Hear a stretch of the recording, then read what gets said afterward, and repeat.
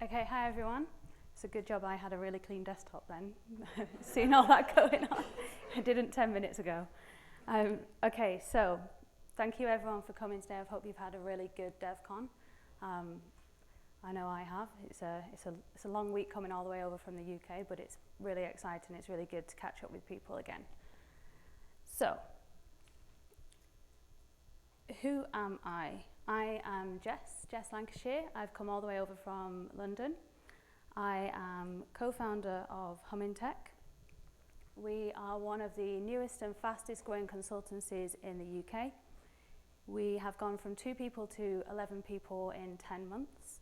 And our aim is to build technology that lessens your workload and brightens your day. And as a company, we are a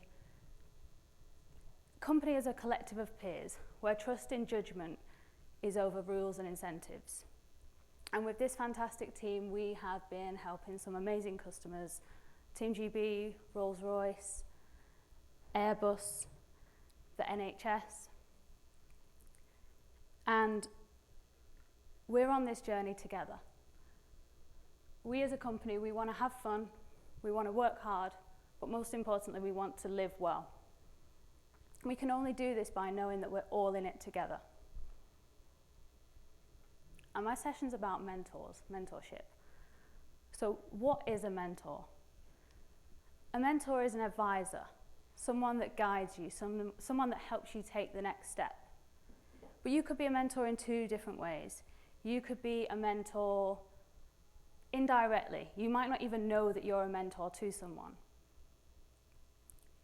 For example, Penny at Forbidden Planet has created an app that helps you with your FileMaker exam. She's published it in the community for everyone to access. Anybody that's using that app, she's indirectly helping you take that next step.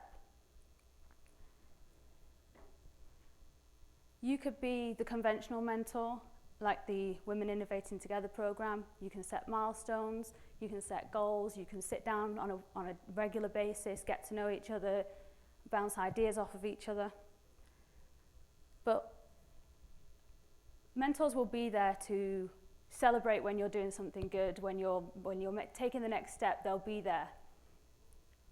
They'll also pick you up and help you get back on track when things are not quite going as you expect. But a mentor isn't the one pedaling.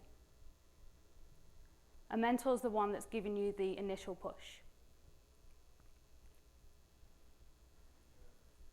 So, how do we be a good mentor? A good mentor, in my opinion, is someone that really sees the soft skills and the benefit of the soft skills that can be transferred from one situation to another. There's someone that recognizes the different learning styles, and they're not too rigid. They recognize what works well for one person might not work well for somebody else. They listen, but they don't just listen to respond. They're listening to understand. And when they do respond, they're responding with questions, because an answer without a question loses its power. But most importantly, it's someone that you can trust and you can build a trusting relationship with, because trust creates a sense of safety. And you need to have a sense of safety to practice trial and error.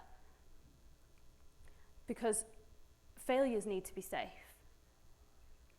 Because failures create learning opportunities, but not just for the mentee. They're also learning opportunities for the mentor as well. So, on the flip side, how can you be a good mentee? For me, it's someone that acknowledges that all experiences are learning experiences. They're all opportunities. And everybody in this room, whether you've been here for, you've been in the industry for 5 years, 10 years, or you just joined and this is your first time exploring what FileMaker is, you still have life experience, and you can learn from your life experience. For me, a good mentee is someone that has the confidence in themselves to speak up and put their ideas out there. You don't need 5, 10 years experience to bring something to the table. But as well, a good mentee is someone that's willing to repeat that process, because we all know that you learn more from teaching someone than you've ever been taught yourself. So as a mentee, you're in the perfect position to become a fantastic mentor. So why is mentorship important? Well, we all benefit. Everybody has been that person that needs a bit of help. We all have the human ability to learn from our environments. We're intelligent, we're teachable, we're adaptable to change. And helping one person might not change the world, but it could change the world for one person. So my experience, my background hasn't always been FileMaker. And I feel like mentoring is something that is always here, it's in the background, it's on the sidelines, but it's never in the forefront of everything. I have a degree in childhood and youth studies. I've cared for children. I've worked in education. I've worked in the child protection teams for children. I never thought that this would be my industry. Until one day I was on holiday and I was at the same location, the same venue as where DevCon was taking place. And I was seeing a glimpse of the FileMaker world and the FileMaker industry. And going back home to the UK, I decided I was going to flip my career upside down on its head and enter the digital world. But part of me wanted something new at that time. Part of me wanted to future-proof myself and my career. But it was a huge risk. A huge risk that I only really had the confidence to take because of mentors. Now, if I think back to that time, I probably wouldn't have called the people that helped me make that decision a mentor. They were just somebody I met, somebody I spoke to. But now when I look back, they were the ones that helped me take the next step. They were the ones that gave me confidence, and they were the ones that gave me that push to make the career change that I wanted to do. I have mentors that have encouraged me to speak at DevCon, encouraged me to speak at Pause on Error, and in my opinion, you shouldn't just get yourself one mentor. Build yourself a whole board of mentors, a team of people that you can learn from. Because knowledge is power, but knowledge shared is power multiplied. Thank you.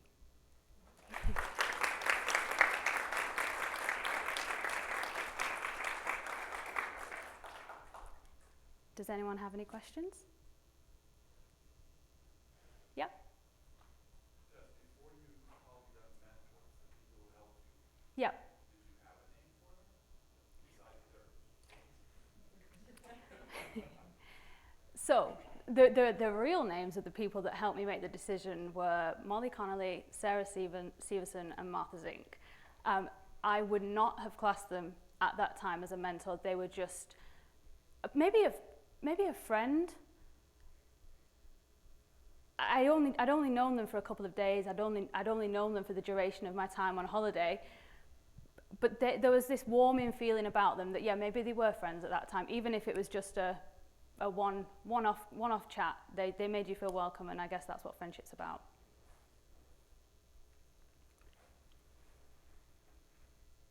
Anything else? Yeah? I'd like to think that I'm a mentor to people. I think I'm more of an indirect mentor at this moment in time, and I'd like to think that somebody would see me as a bit of an influence, perhaps encouraging them to talk at DevCons, not talking about anybody in this room in particular. But yeah, no, I'd like to think that I'm more of an indirect mentor. We have just taken on a junior, so we are also starting that process of helping her through that roadmap, so yeah. And I'd actually say as well that even speaking at DevCon is a massive learning. Like, one, it's amazing for yourself, two, you learn so much from gathering the information for all your slides that you pick a topic and you learn more about it than you knew before you did your presentation.